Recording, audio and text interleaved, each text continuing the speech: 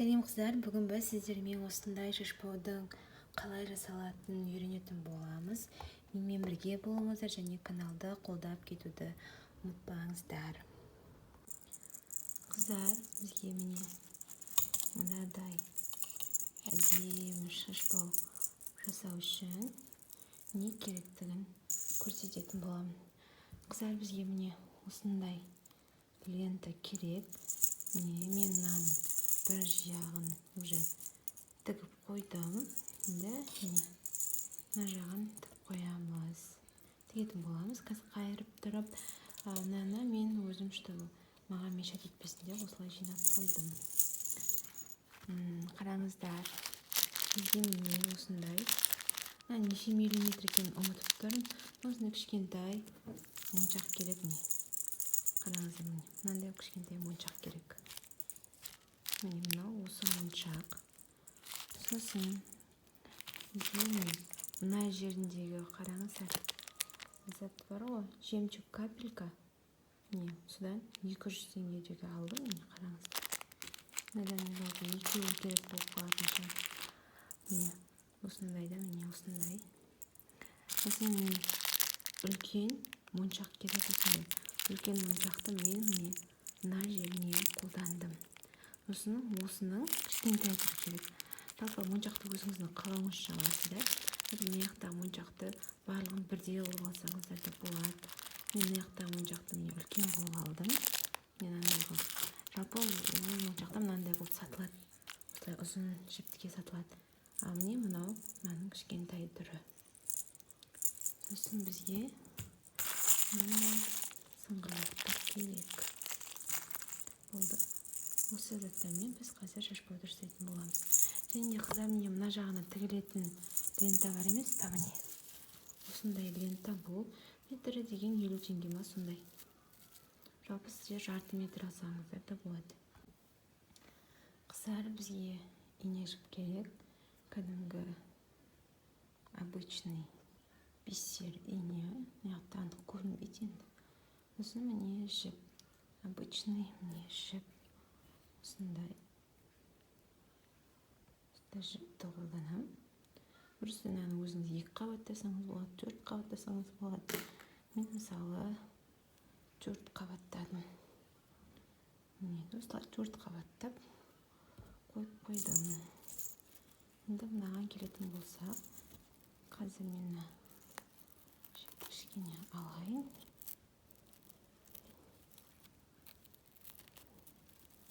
Мына жерді кішкене босатып, мынаны кішкене осылай жинастырып қояйын, чтобы бізге видеомызға істеуімізге мешат етпеу үшін. Енді қыздар, қараңыздар. Сөгіліп кете береді бұл деген. Енді мына шетін қараңыздар. Жаңағы біздің мына лентамыз бар емес па? Соның размерінде қылып қайыруымыз керек. Мына ең жағын көрдіңіздер ме? Ені жағымен осындай болу керек. Қазір біз мына жерлердің бәрін тігеміз ғой, соны мынамен жабатын боламыз. Қараңыздар, примерно міне 1 және осылай 2. Қалай көрсетейін. Осылай 2 қайратын боламыз. Жіптеген ішіне жіберейік. Примерно осындай қылып қайыруымыз керек. Сосын жіпті аламыз да, мына іш бар ғой, іш жағына соны кіргіземіз.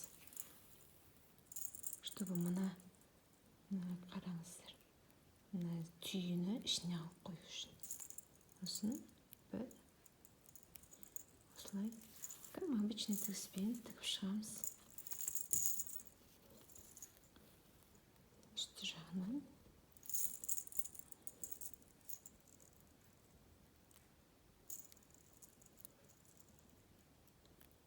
Төмендетейік.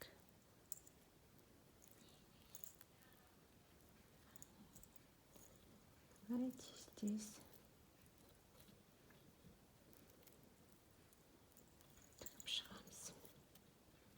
Мына шетіне тігіп шығамыз.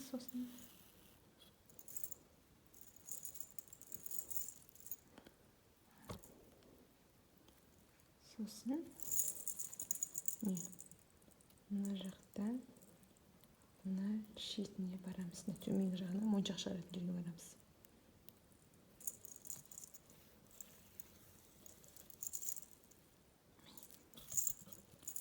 Қараңыздар.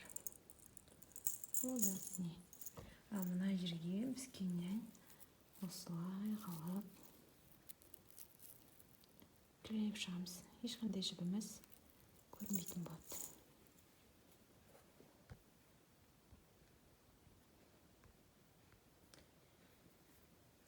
Енді қыздар қараңыздар. Мына жерде біз бастаған кезде қалай бастадық? Біз 5 моншақ тоқығанбыз, кіргізгенбіз жіптің ішіне. Сосын мынандай бір кішкентай моншақ кіргізгенбіз. Осылай істеп шығатын боламыз. Осылай. Мынандай кішкентай моншақтан 5-еуін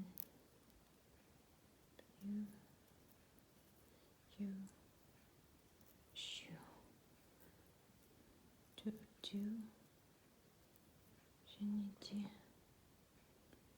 5-шісін істейміз. Сосын өткіземіз. Сосын мынандай кішкентай миллиметрлік моншақты өткіземіз. Сосын ең бірінші өткізген моншағымызды өткіземіз. Енді біз капелькаларды мына капельканы қараңыздар. Мен сіздерге көрсетейін. Бұлай өткізесіздер. Сосын үлкен моншақтан аласыздар. Ал моншақты қолдану өзінің фантазияңызға байланысты. Осы мынаны бұлай емес, оны бұлай қарай өткізесіздер. Көрдіңіздер ғой. Сонда бізде мындай болып шығады. Қазір енді соңына дейін істейік. Осыны істегеннен кейін біз істедік қой, көрдіңіздер ғой. Енді кішкентай моншақ өткізесіздер. Осындай.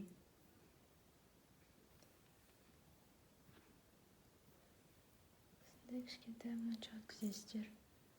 Сосын мынандай хрустальканың кішкентай моншақ. Тағы да кішкентай хрусталька. Сонымен осылай 5 моншақ өткізесіздер. Кішкентай моншақ өткізесіздер. Көрдіңіздер ғой. Сонда бізде әдейі осындай фон алыңдар, чтобы сіздерге көрініп тұрсын деп. Осында болып шықты. Бізде енді ең соңғы штрихтардың бірі осындай хрустальканы аласыздар. Хрустальный капляны аласыздар. И сосын мынандай сыңғырлақты аласыздар да өткізесіздер. Осыны өткізгеннен кейін барып, енді бұл жұмыс өте оңай. Қараңыздар. Мына жерден бастап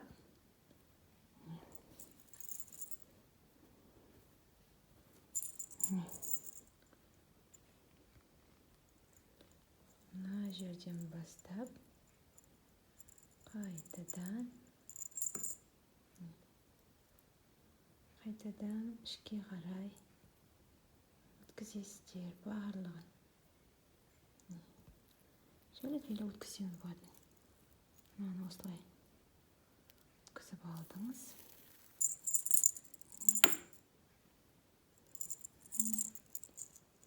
Өткізіп алдыңыз ғой.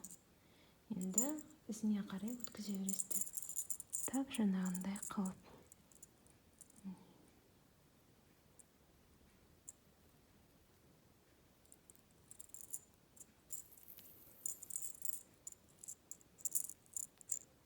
мына жерде оралып қалыпты.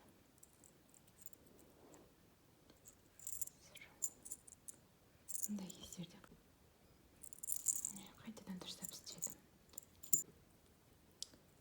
Осылай мынаның арасына өткіземіз. Мен өзім көптен бері видео түсірген жоқпын. Уже неше ай болды екен? 4-5 ай болды ау деймін. Сол себепті аздап қобалжып та тұрмын. Мына жерін кішкене осылай тартып жіберсеңдер де болады. Енді қараңыздар. Осылай кіргізгеннен кейін мына жеріне ішіне арасына азғантай орын. Мына жерге ішіне осылай арасына осылай шығарасыздар бер жақтан. Мына жерде қаттынан бір жіптің арасында тұрмау керек. Кішкене қаттырақ.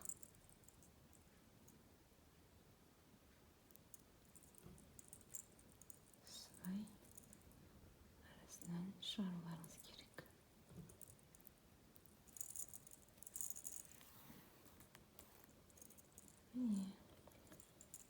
Енді екінші жолды бастай берсек болады. Осылай жалғастыратын боламыз. Мына моншақпен қиындау екен видео түсіру. Бірінші рет түсіріп тұрған соң. Жаңа қараңыздар, ана жерден 5-еуін алдық қой. Енді 6 моншақ аласыздар. 1, 2, 3, 4, 5 және де 6-шысы. Енді мынандай кішкентай бір моншақ. Хрусталь моншақ.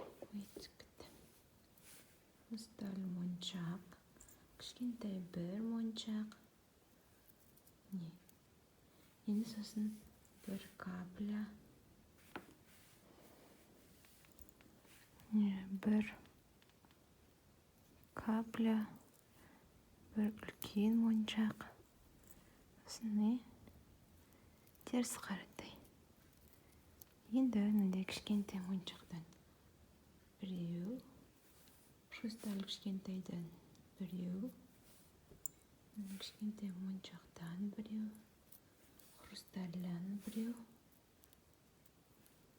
Сосын тағы кішкентай моншақ. Тап жаңағындай қылып тігетін боламыз. Міне қараңыздар. Жай ғана мына жеріндегі моншақ саны көбейетін болады. Осындай сыңғырлық аламыз, өткіземіз. Сосын тап жаңағындай мына жерден, кешірім өтінемін, мына жерден капляны қойғым келді.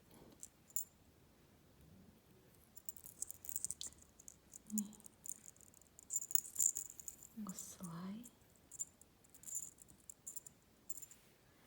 тіге бересіздер соңына дейін.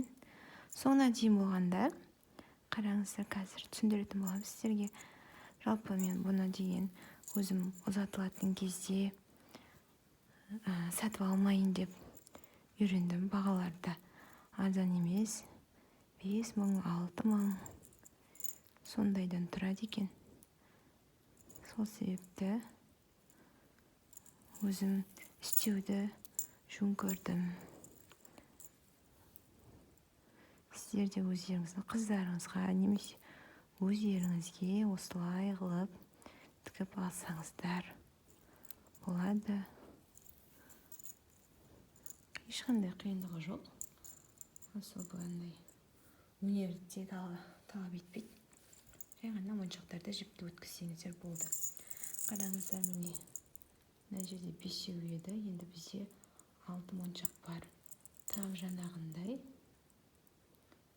мына ішіне кіргізсіздер да осылай шығарасыздар. өстіп араларында да жіптеріңіз шиеленісіп қалуы мүмкін, бірақ осылай жібересіздер. Көрдіңіздер ме қыздар, міне біздер екі бөлігін істедік. Енді қалған өздеріңіз істей бересіздер. Мен сіздерге мына жерден көрсетіп жіберейін. Бұл менде қараңыздар. Сіздер міне екі ряд тоқыдыңыздар ғой. Вообще бізде 1, 2, 3, 4, 5, 6, 7. Бізде мысалы 9 ряд бар қыздар. Міне 9 ряд. Соның қараңыздар 1, 2, 3, 4, 5 рядқа дейін не көбейтесіздер. Қараңыздар неше болған 5 рядқа дейін. 1, 2, 3, 4, 5, 6, 7, 8, 9 болған екен.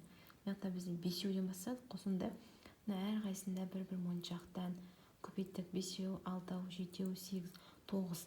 9-дан кейін жоғары қарай азайтып бастайсыздар. Не азайтып бастайсыздар. Уже бұл жерде жаңағы қараңыздар, мына жақта 8, 7, 6, 5 тап солай азайтасыздар. Қазір міне 9-шы рядқа дейін бір нелайын, өздеріңіз тоқыңыздар. Сосын азайтатын жерінде бірге істейтін боламыз. Ол да өте оңай, просто бір моншақ тағып тастайсыздар. Сіздерге түсінікті деп ойлаймын. Ешқандай қиындығы да жоқ, ешқандай особо өнерді де талап етпейді. Жай ғана моншақтарды өткізіп шығасыздар. Қараңыздар қыздар, мына жерде мен 5 қатар алып тоқыдым. Мына жерде үлкенді моншақ қосып жіберіппін, байқамай. Қараңыздар, мына жерде 5 реттен кейін біз азайтып бастаймыз. Мына жерде мен қараңыздар 8 моншақ. Одан кейін мына хрусталь моншақты қосып тоқып кетерсіздер. Осылай 4 ряд тігетін боласыздар. Шынымен де жібіңіз бітіп қалатын болса, қараңыздар, мына жерде менде жібім бітіп қалған соң, мен мына жерден бастадым да. Бұл жерден бастай берсеңіздер де болады. Себебі мына жерде лента кететін болған соң ешқандай білінбейді. Просто міне қараңыздар, мына жағына, іш жағына сол жерге білдіртпеуге тырысыңыздар. Қыздар, міне мен тігіп болдым. Міне мына жағынан менің рабочий жіптерім көрініп тұр. Мына жағынан өте әдемі болып тұр. Енді ең оңайы мына жерге осылай кілей қоясыздар. Сонымен біздің шашбауымыз бітті.